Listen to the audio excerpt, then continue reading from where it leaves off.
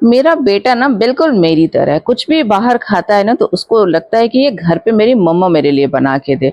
तो ये तो बहुत हेल्दी था जिसके लिए वो मुझे बहुत दिनों से बोल रहा था, तो चलो आज सोचा बना ही देती हूँ। तो देखते हैं इसकी रेसिपी। उसके लिए welcome back to my channel Khushmeet Beats. I hope you all are doing very well in your life. तो सबसे पहले हमने गर्म पानी में थोड़ा सा नमक डाल के 10-15 मिनट के लिए सोया बड़ी को सोक करके रखा है 1.5 कप के करीब में। उसके बाद इसको ड्रेन आउट कर लेंगे और ठंडा होने के लिए छोड़ देंगे। ये ना अच्छा टाइम लेता है क्योंकि इसके अंदर पानी चला जाता है ठंडा होने के लिए। तब तक हम क्या करते हैं, कुछ वेजिटेबल्स को ना बिल्कुल महीन बारीक सा ग्राइंड कर लेते हैं। तो मैंने लिया है छोटे मीडियम, बहुत छोटे प्याज थे, 4 प्याज लिया है, बहुत सारी लहसुन की कली, 1 इंच अदरक का टुकड़ा और 4-5 हरी मिर्चें और ढेर सारा धनिया का पत्ता। अब इन सबको ना पेस्ट नहीं बनाना है, बस उससे एक स्टेप ऊपर के करीब में इसको बिल्कुल बारीक सा हमें ग्राइंड कर लेना है, जिससे इसके अंदर का पानी भी रिलीज होने लगे, इतना ग्राइंड करना है। बस ये पेस्ट नहीं होना चाहिए। तो अगर महीन होगा ना तभी जाके हमारी टिक्की और कबाब अच्छे से बन पाएंगे। देखिए इतना इसको करना है, क्योंकि अगर इसे ये मोटा रहा तो कबाब टूटने का डर हो सकता है, इसलिए इसको बिल्कुल महीन ही रखना है। तो ये बिल्कुल दरदरा हो चुका है।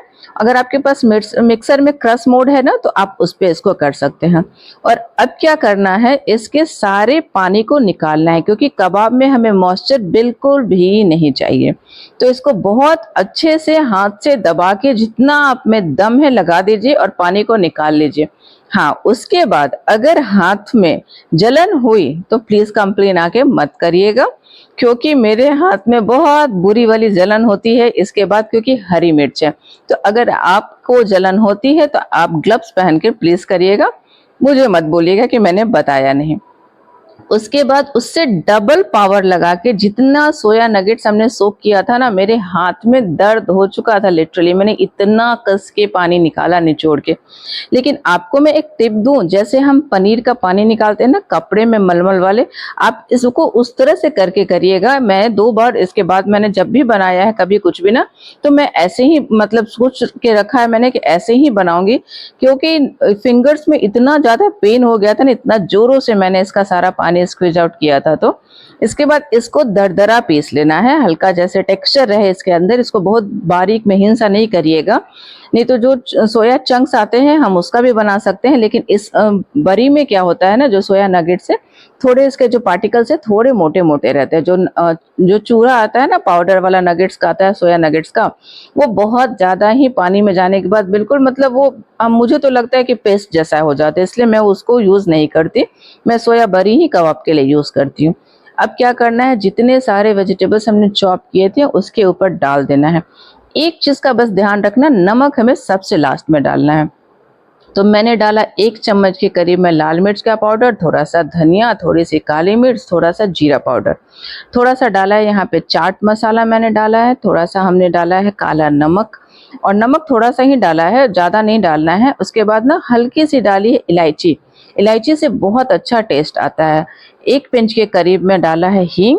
और अब डालेंगे 2 बड़े चम्मच कॉर्नफ्लावर। कॉर्नफ्लावर का ही यूज करिएगा, कॉर्नस्टार्च से ना एक मुंह में पाउडर वाला टेस्ट आता है, तो कॉर्नफ्लावर बहुत अच्छा जाएगा। उसके बाद 2 चम्मच के करीब में मैदा लिया है और 1 टेबलस्पून लिया है मैंने सरसों का तेल। और अब ना थोड़ा सा गरम मसाला इसमें डाला है, और लास्ट में डाल रही हूँ मैं कस्तूरी मेथी को, हल्का सा रोस्ट कर लीजिएगा, उसके बाद उसका पाउडर बना के डाल दीजिएगा। सबसे लास्ट में हम इसमें नमक डालेंगे, क्योंकि हमें इसके अंदर मॉइस्चर बिल्कुल भी नहीं चाहिए।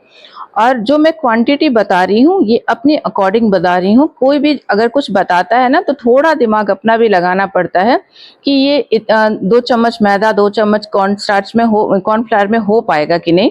मैं आपको आगे बताऊंगी मैं ऐसा क्यों बोल रही हूँ। अब लास्ट में इसमें नमक डालना है। उसके बाद इसको अच्छे से मसल के इसमें सारे मसाले मिक्स हो जाए, इसको अच्छे से बाइंड करना है, बहुत अच्छे से।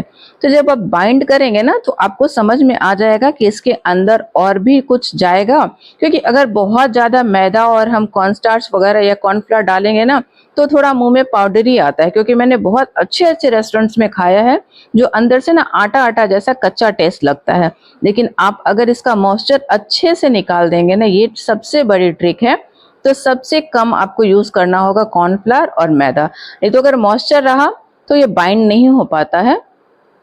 और देखिए टिक्की का क्या है ना कि अगर ये बैटर ये जो हमने मिक्सचर बनाया है, अगर आप टिक्की बना रहे हैं तो ये बिल्कुल कैसा भी रहेगा आप बना सकते हैं। बट हम जब कबाब बनाते हैं ना, तो ये जो स्क्विड्स है इसके ऊपर ये चिपका रहे, इसके लिए इसका जो टेक्सचर है, इसी से समझ में आता है कि आपने कितना अच्छा ये मिक्सचर तैयार किया है। क्योंकि टिक्की का शेप देना आसान है, कैसा भी मिक्सचर है आप टिक्की का शेप दे सकते हैं, लेकिन अगर इसके अंदर अच्छी बाइंडिंग होगी ना, तभी ये इस पे टिक पाएगा। तो ये एक ट्रिक है जो मैं अपनाती हूँ और उससे मुझे पता चलता है कि जो मैंने मिक्सचर बनाया है बिल्कुल परफेक्ट बना है। तो मैं 2 सीख कबाब बना रही हूँ इसके, और बाकी मैं टिक्कियाँ बनाऊंगी, क्योंकि मुझे ना ये लंच बॉक्स में देना है अपने बेटे को। तो टिक्की का जो शेप होता है ना वो इजी होता है देने के लिए। तो मैंने आपको कबाब इसीलिए बना के बताया है कि आप कैसे समझ सकते हैं कि आपका मिक्सचर अच्छा बना है। अब मैं बहुत बोल चुकी, आप देखिए मैं कैसे बना रही हूँ। हाँ जी, तो मैंने साँस ले लिया है। अब ना सारे को कबाब अपने मन चाहे आप इसको हाथ से मुठिया की तरह जो बनाते हैं ना हम लोग, वैसे भी बना के बना सकते हैं। और अगर कबाब आप हाथ से बनाना चाहते हैं ना, तो आप उसको गोल-गोल सा करके, लेकिन एक जो अंदर में कट करने के बाद अंदर में जो होल आता है ना, वो बस कबाब में नहीं आ पाएगा जब हम हाथ से बनाएँगे तो। तो पहली बार आप अगर बना रहे हैं तो आप टिक्की ही बनाइएगा। और ये ना एक लास्ट में छोटा-सा मैं बना रही हूँ, बता रही हूँ क्यों? मैं इसको सबसे पहले ऑयल में डालूँगी। अगर ये टूटा तो मुझे लगेगा कि इसमें बाइंडिंग की और ज़्यादा ज़रूरत है और मैं करूँगी, क्योंकि अगर कोई बड़ा पीस गया और वो टूट जाता है ना, तो बड़ा बुरा लगता है। तो मैं कुछ भी इस तरह की चीज़ें एक छोटा बना के ट्राई कर लेती हूँ। तो मैंने एक फ्राई पैन में बहुत सारा ऑयल डाला है, क्योंकि हम इसको डीप फ्राई कर रहे हैं। आप इसको शैलो फ्राई कर सकते हैं या बटर लगा के आप इसको एयर फ्राई भी कर सकते हैं। लेकिन मैं डीप फ्राई कर रही हूँ क्योंकि मुझे ये लंच में भेजना है। तो ये मैंने देख लिया, ये बिल्कुल टूट नहीं रहा है। अब सारे कबाब को हम डालते हैं। अब थोड़ी हिम्मत हो सकती है कि हाँ चलो 4-5 कबाब एक साथ में डालते हैं, क्योंकि कभी-कभी ना ये टूट जाता है तो पता चलता है कि हाँ इसके अंदर का मॉइस्चर अच्छे से निकला नहीं है। लेकिन आज जो बना है ना, पता नहीं आप लोगों के लिए मैं कोई रेसिपी बनाती हूँ बहुत परफेक्ट बनती है। मेरे घर में फैमिली वाले भी बोलते हैं कि जब तुम शूट के लिए बनाती हो तुम बहुत ही ज़्यादा परफेक्ट बनाती हो।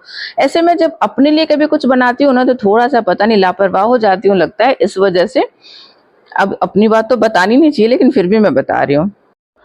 चलिए कोई बात नहीं, आप कौन से दूसरे, होता है कभी-कभी खुद के लिए करने में ना थोड़ा आलस लगता है, और जब हमें किसी को खिलाना होता है या कहीं रिप्रेजेंट करना होता है अपने डिश को, तो हम अपना 100% देते हैं। वैसे ही आप लोगों के लिए मैं देती हूँ, और मैं अपने काम से बहुत ही ज़्यादा प्यार करती हूँ। ये इतना पसंद है ना, मतलब मुझे रोज़ में लगता है ना कि आज मैं अगर कुछ शेयर नहीं कर पाऊँ आप लोगों से तो बिल्कुल खाली-खाली सा लगता है। तो चलिए ये बिल्कुल सिक के तैयार हो चुका है, और दूसरी तरफ से भी टर्न करके इसको गोल्डन सेक लेना है, और इसको ना मीडियम फ्लेम पे सेकिएगा। अगर आप बिल्कुल लो पे सेकेंगे ना तो क्या होगा कि ये तेल पी लेगा, और उसके बाद मतलब बिल्कुल अच्छा नहीं लगेगा। बहुत हाई पे रखने पे टिक्की तो सिक जाती है, लेकिन अंदर से ना वो थोड़ा कच्चा रहने का डर बना रहता है।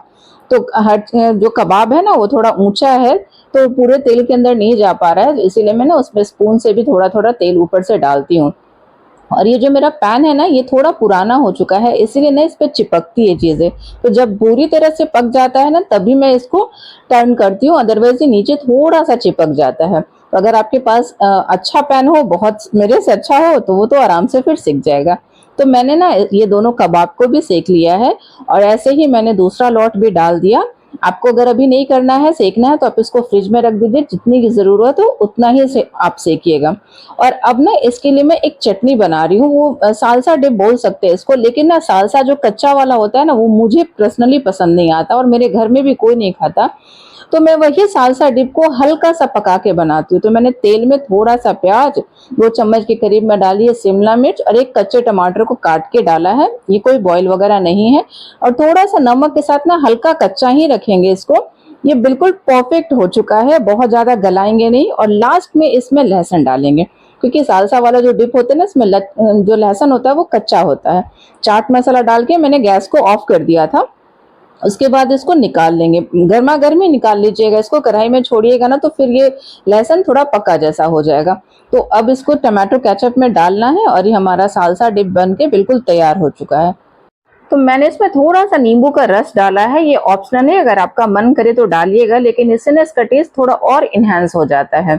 तो अब ये बिल्कुल बन के तैयार हो चुका है और अब करते हैं एक खूबसूरत सी प्लेटिंग। तो मैंने ना थोड़ा-सा लच्छा वाला प्याज़ सर्व किया है, उसके साथ करेंगे हम अपने कबाब की प्लेटिंग। क्योंकि लच्छे वाले प्याज़ के साथ ना ये बहुत ही अच्छा जाता है और रेस्टोरेंट में भी ऐसे ही सर्व होता है और मेरे बेटे को बहुत पसंद है, इसीलिए मैं लच्छे वाले प्याज़ के साथ इसको बनाती हूँ। और अब मैं खा के बता रही हूँ आप लोगों को बना कैसा है। एज़ यूजुअल बहुत ही टेस्टी। तो मिलती हूँ दूसरे रेसिपी में, तब तक के लिए बाय।